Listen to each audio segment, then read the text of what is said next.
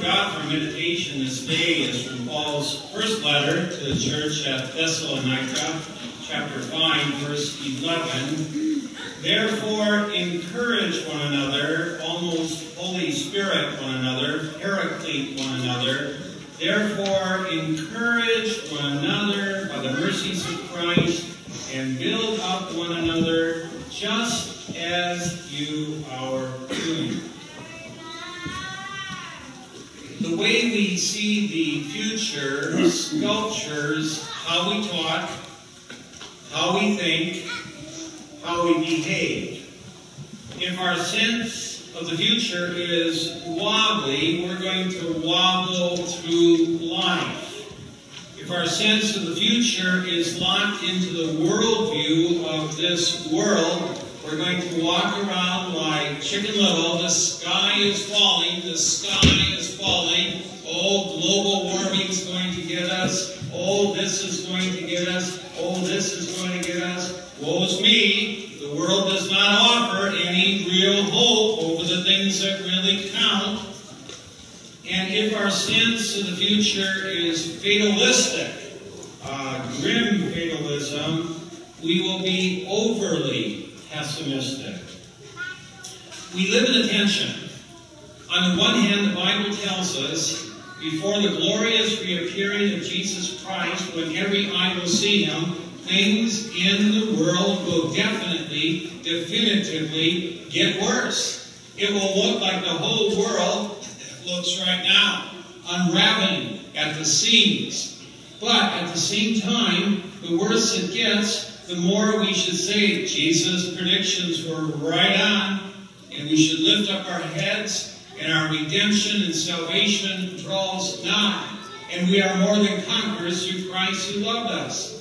So on the one hand, the Christian can be very pessimistic about the world, and indeed there's a lot to be pessimistic about this world, but hugely optimistic in Jesus Christ, who has conquered death and is in command of all things, again, working everything together for the good of his bride, the church.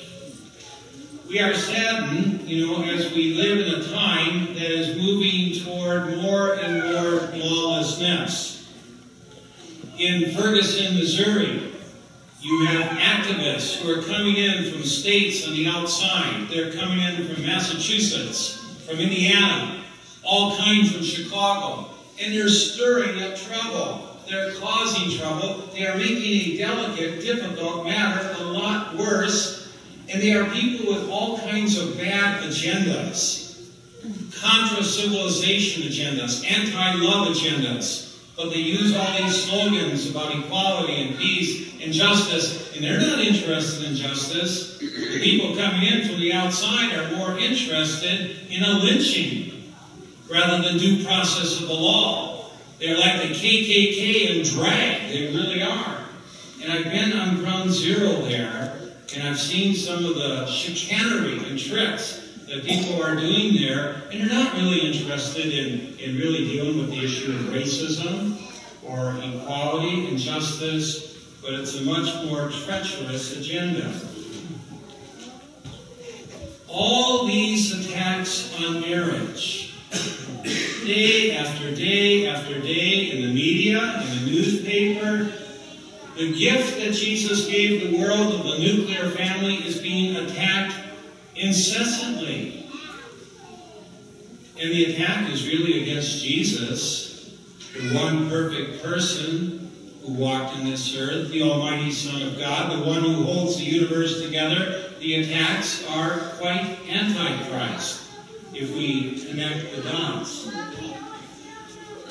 Leaders of the homosexual movement, years ago, they promised, we are only interested in homosexual unions. We're not interested in hurting marriage or dismantling marriage. We only want external homosexual unions. That's what they said years ago, the leaders of that movement. They lied. They knowingly lied. And the leaders of that movement, that's all they do is lie. They won't tell you that part of their agenda is to have little boys and adult men be married. They won't tell you that part of their agenda is to have human beings and animals married. They lie, they lie, they lie. Now, there are gentle souls in that movement who are caught in that movement, who don't want to go that direction and don't want to go over the cliff that far, but they are not the voices that are heard. We pray that the more rational minds who are connected with that might say, this is going way too far, way too far. So that is another huge challenge here. We pray the more gentle souls of this movement, with whom we disagree with on marriage because we line up with Christ, the creator of the universe and mankind, and the giver of the gift of marriage and a nuclear family. But we pray the more gentle souls of this movement, who yet have the capacity to reason, would arise and tell the extremists, stop behaving like Adolf Hitler. That is how the movement is behaving. They're not interested in an equal seat at the table. They want the whole table. They want to rewrite marriage and define it out of existence. That's not fairness in any sense of the form. So we have to be aware of what we're up against. Every day in the paper you have prominent AP articles attacking marriage. They put it at the front page and give all this kind of stuff. Just the other day they said Jefferson City was way behind on transgender issues. Hooray for Jefferson City! It is so over the top. It is so contra civilization. If anybody reads history, if you read the greatest historians, read Toynbee, the British historian, read Durant, read Barzoon, they tell you that 22 great civilizations have tried and 22 great civilizations have fried doing the things of what these radicals are suggesting. It doesn't work. It simply doesn't work. And it mocks Jesus. It mocks the one who frees people, the one who brought down slavery in the early church, the one who gives dignity to mankind because he died for everybody. God died for everybody. Jesus poured out his blood for everybody. Jesus rose from the dead for everybody. And this movement mocks him. How can a society be so drugged by utopia, so enslaved by hedonistic pleasures, that it continues to do things that will run itself over the cliff? It was the Judeo-Christian foundation that gave birth to liberty, to freedom, to a democratic republic. And it is the Judeo-Christian foundation alone that will sustain it. And these people want to destroy that foundation. We must be strong. We must encourage one another. We must speak the truth in love. That's very hard to do in a society which is more and more stricken by Pontius Pilate fever. And remember Pontius Pilate, he snarled at Jesus, "What is truth?" And that's the way many people think today. They don't even want to know what truth is. They don't believe there is truth. Here's Pontius Pilate standing before the Lord who created the whole universe and snarling at Jesus and saying, "What is truth?" He's talking to the one who's truth incarnate, the way, the truth, and the life. He has no idea who he's talking to. And Jesus said, "You know, Pilate, you wouldn't have any authority whatsoever unless it was given to you through Christ." Pilate knew what he did. He scorned truth. He knew that Jesus was innocent, and yet he turned him over to the lawyers, to the scribes, to the people that did not care about due process of the law. And isn't it ironic that you have so many lawyers at Ferguson who don't care about due process of law? Lynch them! And you know, when you look at the cornerstones of America, here are two of them. due process of a law and wholesome law that flows out of biblical law and the nuclear family. If any one of those goes down, your civilization goes down, and both are being attacked vigorously by the extremists today who can't even rise to the level of organized selfishness. So, by God's love in Jesus, we must be strong, speak the truth in love, be optimistic even as we're very pessimistic. We are to pray for our leaders. We are to pray for good men and women of integrity that love the truth, to be placed in positions where they will work for the people, the commonwealth, and the good of people, and be informed either by their conscience that Christ has placed into their soul, or be informed by God's word working through that conscience to understand what love and freedom are all about. We are to appeal to heaven, keep our eyes on Christ, and above all, if we keep Christ clearly in sight, the dominant note of the future is very, very, very bright, wonderful, beyond beautiful, and we will have high hope even in a culture that is suffering dissolution. Our future will be more bright in Christ than the sun, more bright than the star Sirius, more bright than the star Alpha Centauri, all three which are the brightest stars to our naked eye that we can see, two by night and one by day. The future is bright with Christ, heading to an eternity where there will be no night in Christ nor fright. That is something that deserves a huge hallelujah.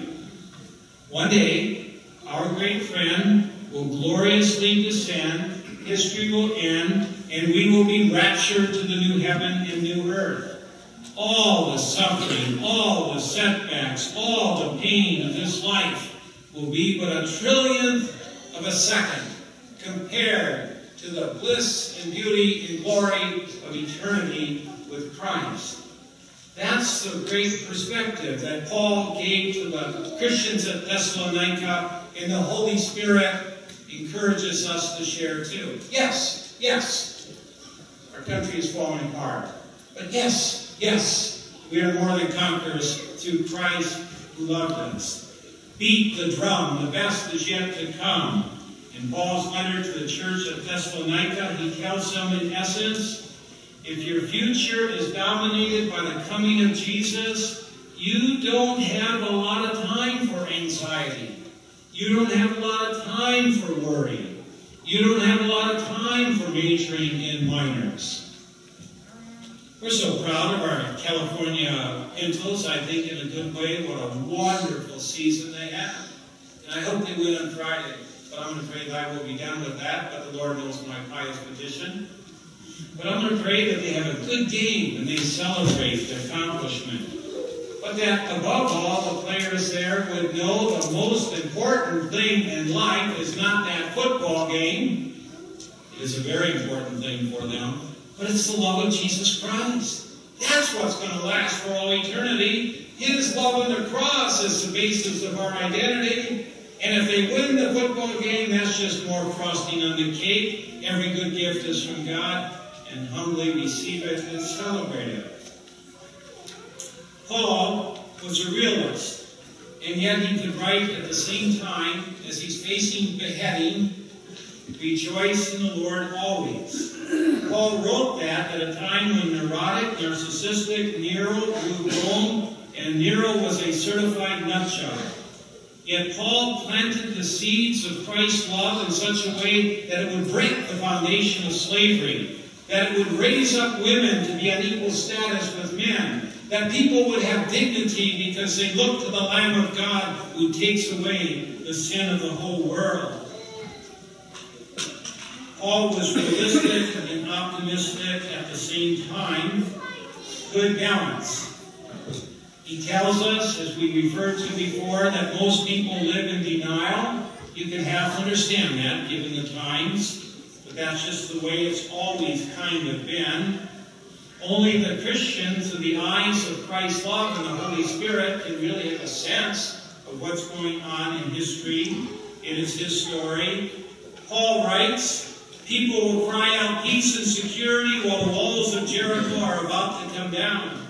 Yes, wrote Paul, I know this is a dark world where so many people are drunk on power, drunk on drugs, drunk on sexual addictions. I know this.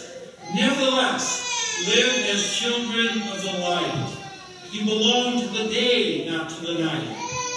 Put on the breastplate of faith that comes from Christ, and love, and the gift of Christ's righteousness, purchased for you by his blood. He loves you that much. Because Jesus rose from the dead, we have hope. Without Jesus Christ rising from the dead, there would be no hope in history. Because Jesus perfectly kept the law, we receive the gift of righteousness. Because Jesus died for us, we are not destined for wrath, but a superlative salvation that is simply out of this world. Jesus died that we might really live, really give, really love, really trust, and become trustworthy people, and take us from creatures to being real human beings. Encourage one another, Holy Spirit one another with these words.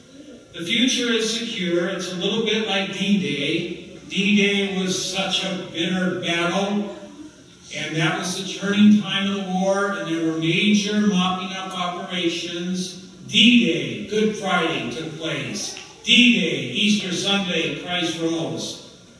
And we are in the mopping up operations. D-Day, Victory Day is coming before we know it. Keep your eyes on Christ. Know that he's by your side. Receive often the gift of immortality, the medicine of immortality, his body and blood for the forgiveness of sins.